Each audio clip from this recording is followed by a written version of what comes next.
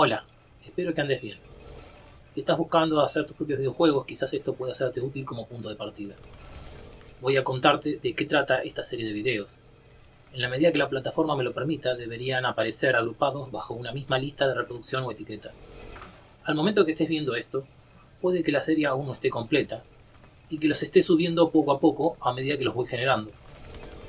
Funciona como una colección informal de tutoriales o una especie de curso, muy entre comillas. También, en la medida que la plataforma me lo permita, deberían quedar presentados en un determinado orden que yo juzgue más pedagógico, incluso si durante la construcción gradual de esta colección no siempre se suban en ese orden cronológicamente. Todos giran bajo las siguientes temáticas principales: familiarizarse con las similitudes y diferencias entre los motores de videojuegos Unity y Godot, exhibir más o menos en paralelo cómo realizar tareas similares con Unity y Godot, intentar definir cuál de los dos motores es mejor o más adecuado dependiendo de lo que se quiera hacer, sacar provecho de esas tecnologías para realizar un videojuego o algo similar. Si llegaste a este video sin saber lo que es un motor de videojuegos, quizás te debo una breve explicación. Para responder a la pregunta ¿qué es un motor de videojuego?, primero respondamos la pregunta ¿qué es un videojuego? El término videojuego ha ido quedando históricamente asignado a un programa que, al ser ejecutado en un dispositivo electrónico, nos permite experimentar algún tipo de experiencia lúdica e interactiva, es decir, principalmente con fines recreativos o de entretenimiento, pero no exclusivamente restringida a estos. Yendo un poco más a lo básico, en este contexto, un programa es un conjunto de instrucciones que el dispositivo electrónico sabe interpretar de forma tal que puede realizar múltiples cálculos y, con algunos de estos, generar imágenes, sonidos u otras sensaciones, así como también detectar, mediante el complemento adecuado, comandos suministrados por el usuario sobre la marcha que van afectando lo que el programa te expone. Por el momento pensemos que algunos de estos dispositivos pueden ser computadoras de escritorio, teléfonos celulares o las llamadas consolas de videojuegos. Si bien podría ser un tema muy interesante entender cómo funcionan internamente estos dispositivos, acá solo nos concentraremos en cómo suministrarles las instrucciones necesarias para hacer un videojuego, es decir, cómo construir los programas. Hay varios niveles de profundidad en los que se puede trabajar para hacer un programa. El nivel más profundo o bajo requiere saber algo sobre funcionamiento físico interno del dispositivo utilizado. Como dijimos, no nos interesa acá ir tan profundo. Además, en general, no se considera cómodo ni práctico trabajar ese nivel cuando el programa es complejo. En contraste, se puede trabajar a un nivel alto, en el que nos desentendemos de cómo está construido el dispositivo y qué sucede en su interior. Por ejemplo, cuando más alto es el nivel en el que trabajamos, las instrucciones las damos de forma más parecida a cómo nos expresamos en el lenguaje cotidiano, o mediante representaciones visuales como maquetas y esquemas, o con composiciones musicales en partituras, entre otras formas más amigables. Para trabajar a alto nivel debemos utilizar herramientas hechas por otras personas que sí han trabajado a más bajo nivel. Estas herramientas también son programas, solo que su función consiste en traducir cada instrucción de nivel alto a un conjunto de muchas instrucciones de nivel más bajo. La herramienta traduce de distintas formas las mismas instrucciones de nivel alto dependiendo del tipo de dispositivo en el que se está trabajando. De esta manera nos quita la carga de tener que construir un programa distinto para cada dispositivo en el que queremos correrlo. En la práctica, casi cualquier juego o programa en general que podamos haber utilizado se debe haber construido mediante una herramienta de este tipo. A su vez, esa herramienta muy probablemente también se construyó a partir de otra herramienta que trabaja a un nivel mucho más bajo. Es decir, alguien hace una herramienta que funciona a muy bajo nivel. Con esa se construye otra de nivel un poco más alto, y luego se la usa para hacer otra de más alto nivel y así siguiendo. Este proceso sigue sucediendo incluso en la actualidad. Cada vez disponemos de herramientas de más alto nivel. Todo parece indicar que estamos llegando a un punto en el que le hablaremos a una computadora como si estuviéramos conversando con alguien, le diremos lo que queremos hacer y entonces esta creará el programa por nosotros. De hecho, ya se está viendo que esto sucede solicitando programas simples mediante el uso de las actualmente llamadas inteligencias artificiales. Hay un costo que debemos pagar al trabajar a un nivel muy alto de programación. Una tarea que a nivel bajo podría haber sido muy simple de ordenar y ejecutar, al solicitarla desde un nivel alto, podría venir acompañada de muchas operaciones intermedias, redundantes, cuando más traducciones intermedias de alto a bajo nivel suceden en el camino. Como resultado se pierde eficiencia, el programa se ejecuta más lento, gasta más energía, hay más pasos intermedios donde algún error puede suceder. Con dispositivos cada vez más potentes y enérgicamente eficientes, puede que no lleguemos a apreciar esa pérdida de desempeño, y en tal caso todavía es una ventaja por comodidad y sencillez trabajar a muy alto nivel. Pero es indiscutible que cuando a más bajo nivel se trabaja, si se lo hace bien, se puede lograr un mayor control a conciencia de todo lo que está sucediendo en cada momento. No obstante, en la práctica es más difícil revisar, corregir, actualizar, extender o reutilizar partes de programas muy extensos de bajo nivel, por lo que ese control puede terminar escapándose de todos modos. Volviendo a la pregunta ¿qué es un motor de videojuego? Podemos decir que es una herramienta para programar en alto nivel un videojuego. Los motores modernos tienen un conjunto de funcionalidades que se asemejan a las de programas de dibujo, diseño y animación en 2 y 3 dimensiones. Entre muchas otras funcionalidades permiten visualmente confeccionar escenarios complejos, agregar personajes, simular comportamientos físicos, ajustar iluminación y puntos de vista o cámaras, moverse por los niveles de un juego usando una vista similar a la del juego en ejecución. También presentan facilidades para simplificar el uso de teclados, ratones y mandos, así como el comportamiento de cámaras dinámicas que acompañan al personaje o eventos de un juego. En el pasado, toda la parte gráfica y de sonido se realizaba a más bajo nivel. Debía ser especificada escribiendo instrucciones en lo que se llama un lenguaje de programación, es decir, mediante un código de texto tipeado, se indicaba manualmente cómo construir diferentes figuras o volúmenes a ser visualizadas en la pantalla. Incluso, yendo a más bajo nivel, era necesario introducir palabras o valores numéricos claves, los cuales servían para indicar el color exacto que debía tomar cada píxel individual en la pantalla. Así, la mayor parte del tiempo, muchos desarrolladores de videojuegos trabajaban escribiendo comandos en archivos de texto sin formato, que en el mejor de los casos podían visualizarse con algún coloreado para palabras claves. Al contenido de esos archivos se lo llamaba código fuente.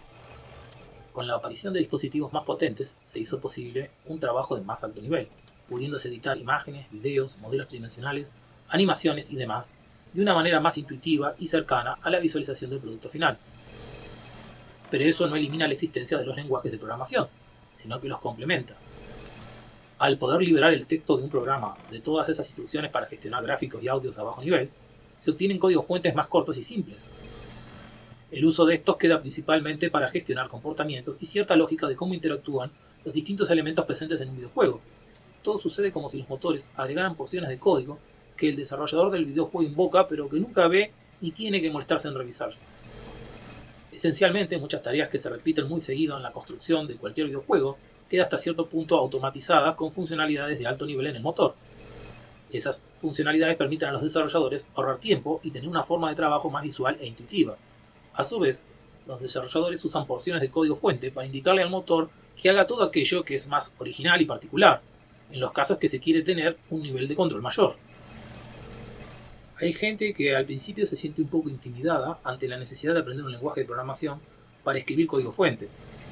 En cierto sentido, es la parte más lógico-matemática de todo el proceso de producción de un videojuego. En grandes proyectos con muchos participantes hay personas que ni siquiera escriben una sola línea de código fuente, sino que se dedican a la producción del contenido audiovisual. Un motor de videojuego moderno es un espacio común de trabajo entre programadores en un sentido tradicional, que tipean código fuente, y artistas audiovisuales. En un proyecto de pocas personas, o incluso unipersonal, cada desarrollador debe aspirar a tener algún nivel mínimo en ambos tipos de habilidades o conocimientos.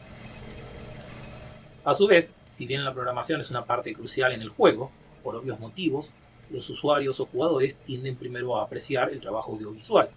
Creo que a muchos a quienes le nace el deseo de hacer un videojuego, comienzan a pensar a partir de ese aspecto estético. Y es también intimidante ver videojuegos con extensos y detallados niveles, modelos realistas de objetos y personajes, bandas sonoras soberbias o comportamientos físicos muy bien logrados, por lo que dan la acertada impresión de que hay mucho trabajo para lograr ese resultado.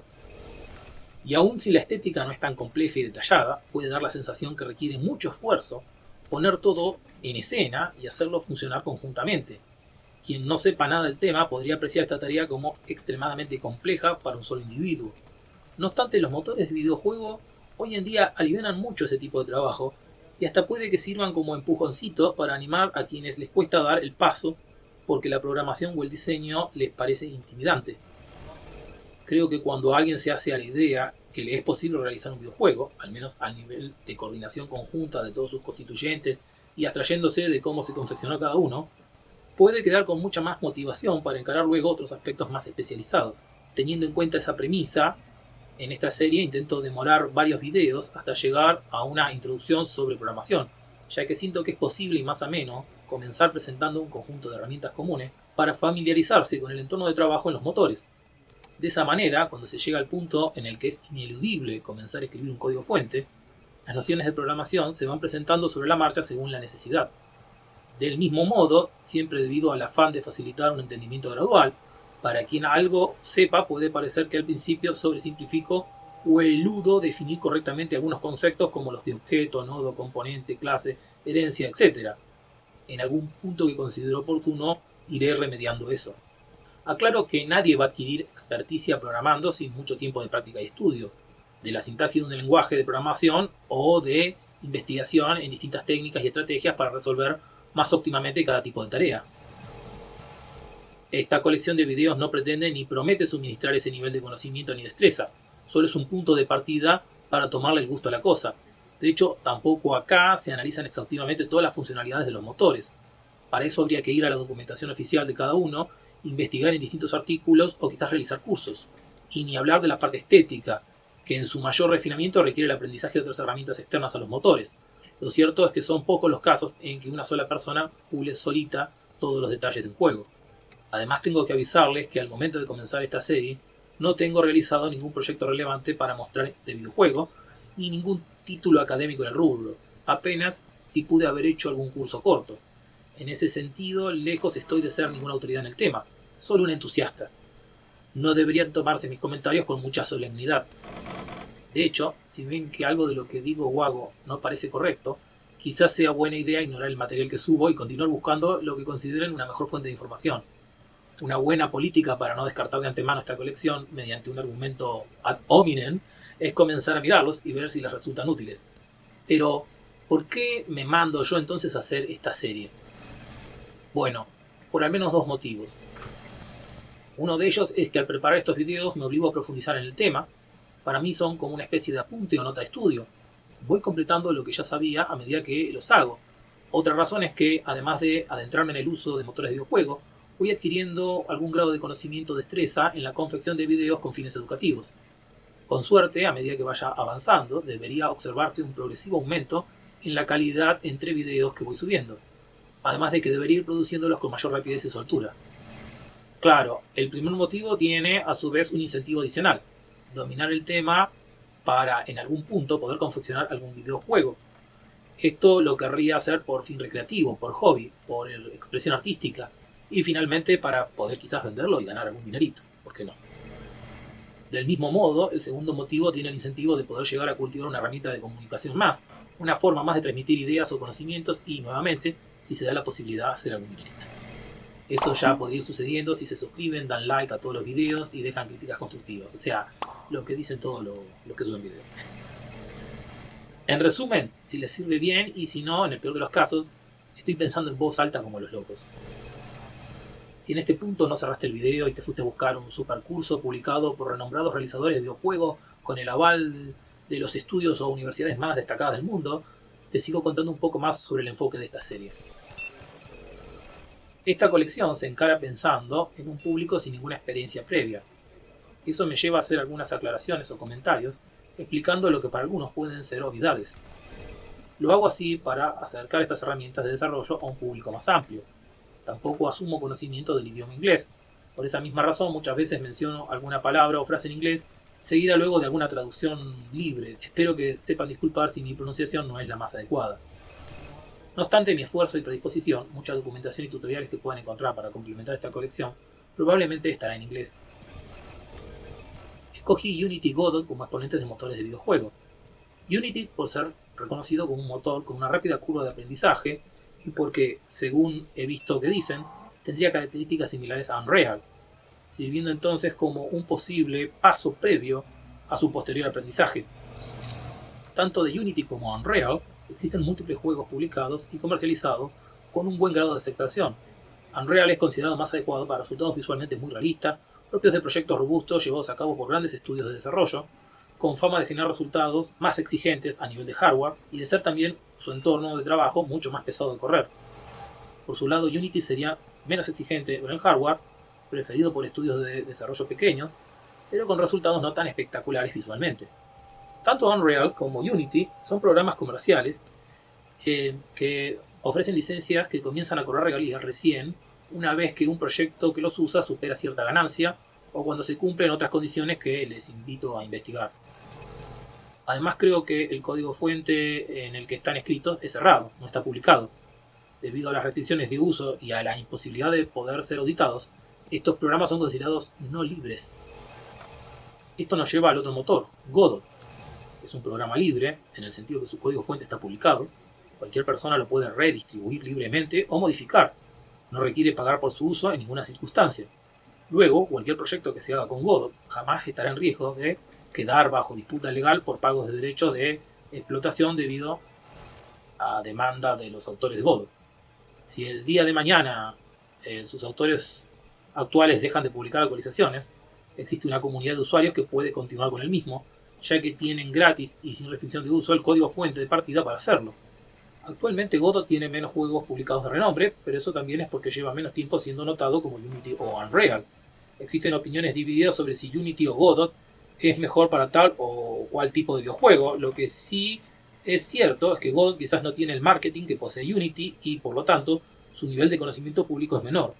Además, Godot, como todo proyecto de software libre, tiene un desarrollo que progresa casi exclusivamente por la participación de la comunidad, probablemente con escaso o nulo financiamiento.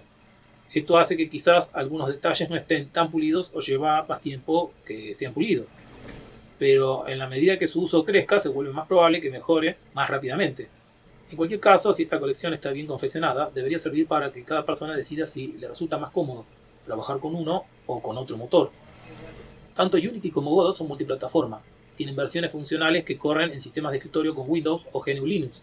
Y también permiten desarrollar juegos que puedan generarse en ambos sistemas, independientemente de en cuál se está trabajando como plataforma de desarrollo. Si bien la cosa va cambiando en los últimos tiempos, aún hay muchos juegos que no salen para Linux, solo para Windows. Nuevamente, Windows es un sistema operativo no libre y GNU Linux es libre. Casi por pura cuestión de marketing y posicionamiento histórico, Windows tiene muchos más usuarios, a pesar que Linux representa una opción más transparente y segura. Yo soy usuario de Linux y solo uso Windows por los juegos que no puedo correr de otra manera. Por supuesto, la mayoría de los juegos comerciales son de código cerrado y de distribución restringida para preservar la exclusividad de lucro. Pero no es lo mismo tener porciones de software no libre encerradas en un corral de software libre que no tener control alguno de lo que sucede en tu equipo. Espero un día no tener que usar Windows para absolutamente nada y poder correr todos los juegos sin ninguna característica perdida dentro de Linux. En consecuencia a ese anhelo que tengo, todos los videos de esta colección se muestran corriendo los programas en Linux. La gran mayoría, casi la totalidad, de los comentarios e instrucciones de esta colección son independientes del sistema operativo. Quizás lo más apreciable se ve durante la explicación del proceso de instalación, pero luego es indistinto en el resto de los contenidos. A quienes puedan ser usuarios de Mac OS, es decir, computadoras Apple, les comento que nunca he tenido un equipo de ese tipo, pero en principio tanto Unity como Godot corren para Mac OS, por lo que lo contado en el 99% de esta serie debería aplicarse sin mayores diferencias, al menos teóricamente hablando. El mismo comentario valdría para Android. En principio tanto Unity como Godot admiten crear juegos que corren en Android e incluso el motor Godot se puede instalar y correr en Android, aunque al parecer Unity no. Es decir, estos motores soportan ser ejecutados en varias plataformas para construir juegos y, desde estas, crear versiones ejecutables a cualquiera de las otras plataformas soportadas. Crear juegos que corran en alguna consola, al parecer, es también posible, pero requiere de contratar intermediarios con licencias para crear esos ports. En cualquier caso, la herramienta de desarrollo sería esencialmente la misma, pero nada de eso es explorado en esta serie de videos. Por lo que acá, en un principio, nos concentraremos en juegos para equipos de PC de escritorio.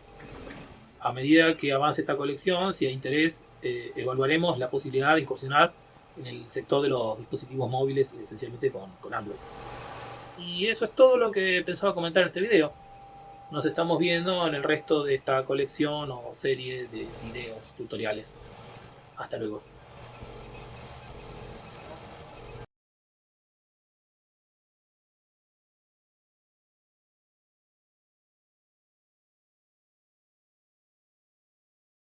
Algo muy importante que mi colega olvidó decir es que deberían suscribirse, dar like, dejar comentarios, porque ayudan mucho al canal y a la producción de nuevos videos. Ahora sí, nos vemos en la próxima.